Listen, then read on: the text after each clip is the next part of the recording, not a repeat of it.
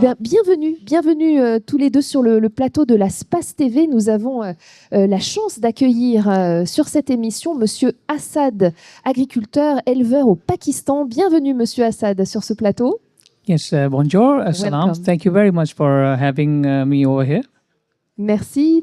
Merci. Merci à votre côté, Monsieur Assad. Il y a Alain Réaucreux, alors une figure du space depuis l'origine et qui va traduire pour que l'on puisse échanger avec Monsieur Assad. Bienvenue Alain. Merci beaucoup. Alors rappelons-le, nous allons partir au Pakistan pendant cette émission et découvrir la filière laitière là-bas, comment les consommateurs qui sont très nombreux se nourrissent de lait. Alors il faut le rappeler, le Pakistan nourrit 300 millions de consommateurs, ce n'est pas rien, et le 4e producteur de lait au monde, n'est-ce pas Monsieur Assad et n'est-ce pas Alain? You are the country number 4 in the milk production in the world, aren't you? And you feed about 300 million consumers. Yes, we're somewhere between 4 and 5 right now. You know, it varies, but yeah. Yeah, ils nourrissent 300 millions de consommateurs, 250 millions de consommateurs qui sont au Pakistan, plus ils nourrissent les gens en Afghanistan. D'accord, très bien. C'est bien de le préciser, en sachant qu'effectivement, cette population, les Pakistanais, consomment beaucoup de produits laitiers. Et c'est là que ça nous intéresse aussi d'aller dans la conversation. You are a good consumer of a dairy product in Pakistan. Everyone is using dairy product at home? Yes, there's a massive demand for dairy, and we are very much lactose tolerant, majority of us. So yes, we do consume a lot of dairy. Oui, ce sont des gros consommateurs de produits laitiers. Ils sont dépendants du lactose, mais c'est des gros consommateurs de produits laitiers. Très bien. On va voir comment tout ça s'organise, notamment la collecte, mais on a envie de vous connaître un petit peu plus. Monsieur Assad, est-ce que vous pouvez nous dire où vous vous situez, où se situe votre élevage? Je crois que vous n'êtes pas très loin de la capitale, Karachi. Where's your farm located? Are you close to Karachi, we understood? Yes, it's roughly around 20-25 minutes drive from the airport, and it's based in Karachi. Yes. Leur ferme est à peu près 20-25 minutes, suivant le trafic, de l'aéroport de Karachi. Oui, ils sont tout près de Karachi. Très bien. Et donc, quelle est la taille de votre élevage? Est-ce que vous pouvez nous dire comment vous organisez pour produire ce lait? Et on parlera tout à l'heure de sa collecte. Mais d'abord, la taille de l'élevage, je crois qu'elle est assez importante. What is the size of the dairy complex of Karachi? You see, the dairy complex, that our dairy buffalo colony, it has roughly around 700,000 animals over there.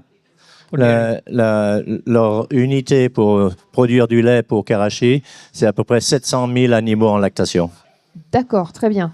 C'est assez impressionnant. Alors, on va revenir sur la collecte, la traite sur votre exploitation agricole. Juste en général, comment Monsieur Assad, le lait est collecté, et par qui au Pakistan? Est-ce que vous pouvez nous rappeler, on revient un petit peu plus globalement sur votre pays, on reparlera de votre exploitation après. Comment ça se passe au Pakistan? How is organized, the milking and the farms, and the delivery of the milk to Karachi daily? We're still quite milking the traditional way. And most of the animals are hand milked. There's a huge space for technical advancements, and it's milked on daily basis, 24/7. All the farms, one or the other farm is being milked, and the fresh milk is transferred and transported from the dairy farms to the city, since we're very close by. Les animaux sont traits d'une façon très traditionnelle, c'est-à-dire les 700 000 animaux sont traits à la main. Non, ils sont traits à la main. Et ensuite, le lait, il est délivré directement, frais, à la ville de Karachi. Donc, ils sont à peu près 20-25 minutes, si vous voulez, de la ville de Karachi. Donc, ça, c'est délivré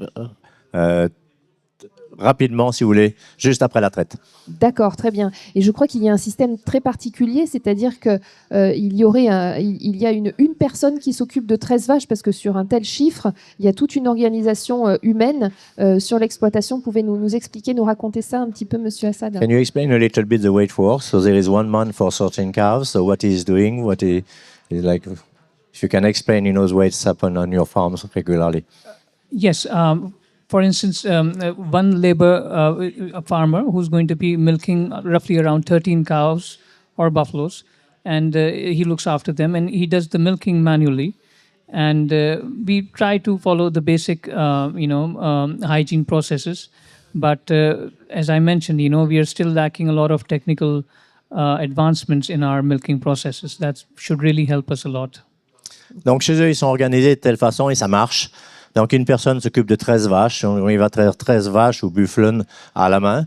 Il va s'occuper de leur donner à boire, il va s'occuper de leur donner à manger, il va s'occuper de les doucher. Donc c'est un système qui marche, qui est bien rodé.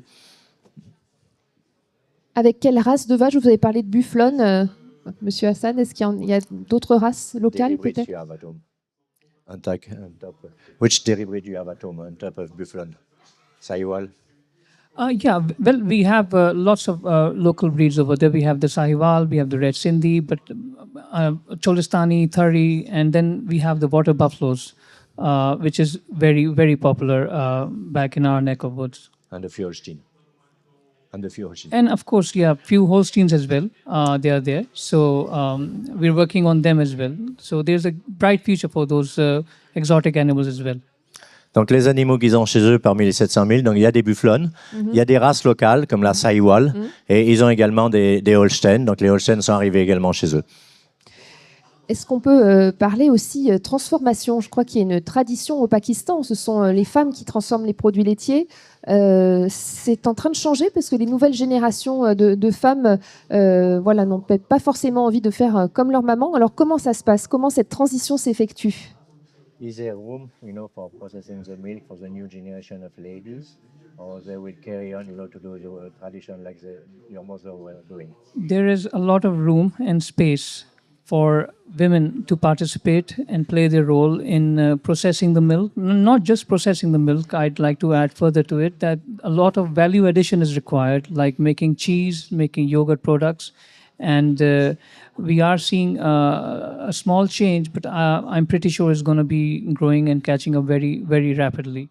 There's a lot of room for women to play in this dairy and livestock field, especially through value addition. Il a pu voir ici au SPAS des choses qui les intéressent chez eux parce que il va y avoir de l'amélioration à apporter, si vous voulez, dans la transformation du lait. Autant les mamans, jusqu'à présent, pouvaient le faire. Les nouvelles générations ne veulent pas le faire. Donc, ça va être obligé d'être fait, si vous voulez, dans la ferme ou au village. Et il compte beaucoup sur cette technologie française. Et il a vu des équipements ici qui vont lui aider à faire des yaourts, qui vont lui aider à faire des fromages et des crèmes dessert. Une transformation qui va donc s'industrialiser, on le comprend. Et justement, c'est parfait, vous me tendez la perche pour parler du SPAS, justement. Je crois, Monsieur Assad, que c'est votre première visite au SPAS, première visite en France. Vous me confirmez? Is it your first visit to France or is it your first visit to space? Do you confirm? This is my first visit to France, and this is my first visit to space. And as I've mentioned earlier, I feel that the space event is like it's like Disney for dairy farmers. So I wish that all the dairy farmers around the world get a chance to visit a space event with their families. Monsieur Assad confirme que c'est sa première visite en France, c'est sa première visite au SPAS. Et pour lui, circuler ici dans les allées, dans les halls, c'est un peu comme circuler dans le Disneyland de la production laitière. Et il espère que d'autres agriculteurs du Pakistan viennent ici comme il a vu ici avec leur famille. Très bien.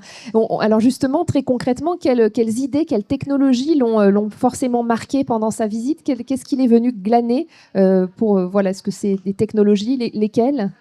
What will be the 2 or 3 key points you saw here and you would like to take back to Pakistan? I'm visiting space has certainly, changed my perspective a lot in the future of dairy farming, and I saw better, more efficient technology. It's more climate resilient. It's more productive, and the hygiene is being taken care of. So, there's definitely a lot to learn from France and the French farmers, and we'd like to do that. Thank you. Il a découvert des choses qui sont vraiment importantes, qui vont améliorer dans le confort des animaux, qui vont améliorer choses dans l'hygiène, la transformation du lait. Et il dit, il y a beaucoup de choses à apprendre ici. Et une chose importante, si on veut, c'est trouver des animaux qui s'habituent à des canicules qui durent 6 mois au-dessus de 40 degrés. Et oui, c'est vraiment effectivement une des caractéristiques du Pakistan, ce sont les fortes chaleurs, les fortes températures et le confort des animaux. Je crois qu'il y avait aussi les mammites aussi, c'est une problématique que vous pouvez rencontrer souvent sur vos élevages. Is mastitis a big issue for you in Pakistan? Mastitis? Yes, it is. Mastitis is a big issue, and then the main cause, I believe, is due to hygiene and not following the right practices for milking the cow and then looking after it properly. And that causes a lot of loss for the farmers. Oui, il confirme que les mammites, c'est un gros problème dans les élevages au Pakistan. Et il dit ça ramène ça à utiliser des antibiotiques alors qu'il ne faudrait pas. Et également, il a vu ici qu'il y avait des pratiques, des choses à mettre en place dans le management pour traire une vache qui peut être intéressante à ramener chez eux. Très bien, je comprends. Et puis nous aussi, on peut apprendre des solutions qui sont dans ce pays développées sur les situations de forte température. C'est dans les deux sens, mais je comprends bien que vous avez été inspiré par ce salon. Je crois d'ailleurs que vous avez rencontré une race qui vous a beaucoup plu pendant votre visite du space, Monsieur Assad. You discover a new breed who seems to be of interest for you in Pakistan, Montbéliard. Montbéliard. I did, and I just came across this breed, and it's the Montreal. It's a fascinating and fantastic breed. I wish and hope that we are able to develop something with this breed back at our home. Thank you. Il a pu découvrir ici au Space une race qu'il ne connaissait pas qui s'appelle la Montbéliarde et pense qu'avec la Montbéliarde, ils vont pouvoir améliorer la qualité du lait chez eux et améliorer également la rusticité de leurs animaux. Donc c'est vraiment une découverte qu'il a fait ici au Space. Une race plus rustique, plus résistante à la chaleur, c'est ça? Oui, et qui s'habitue à la chaleur et aux montagnes parce qu'ils ont les deux chez eux. Oui, tout à fait, tout à fait. Avant de conclure, je crois que voilà, on a dit 700 000 vaches dans des bâtiments semi-ouverts, mais aussi une envie de développer d'autres formes d'élevage. Est-ce qu'il peut nous dire quelques mots sur ce qu'il a envie de développer, Monsieur Assad aussi? Can you tell us, as president, you want to develop, family farms, not only cooperated, but family farming villages? Absolutely. Corporate farms are there and they're, very well equipped and financed. But on the contrary, there are small family farms which needs to be also supported. It's definitely very important for the human development. And me also being, as in my father was a farmer and, he's done dairy farming. I'm doing it. Mm-hmm. And we'd like to continue this legacy, hopefully. Il y a quelques grandes fermes qui se comptent pratiquement sur les doigts de la main, qui sont des grandes fermes avec 1000 vaches et plus, mais l'ensemble des fermes sont des fermes de 5, 10, 15, 20 vaches. Donc lui, il veut développer les fermes familiales dans les villages, développer les villages. Il dit, son père était agriculteur, lui, il est agriculteur. Donc il dit, on veut continuer à développer ces élevages familiaux.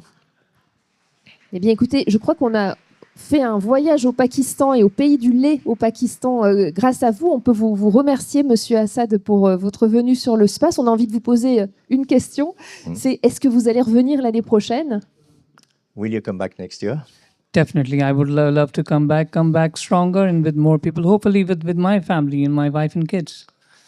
Il espère très bien que l'année prochaine, il sera ici, mais il sera ici comme il a vu dans les couloirs ici, c'est-à-dire en famille, avec son épouse et ses enfants. Eh bien, très bien, on va finir là-dessus.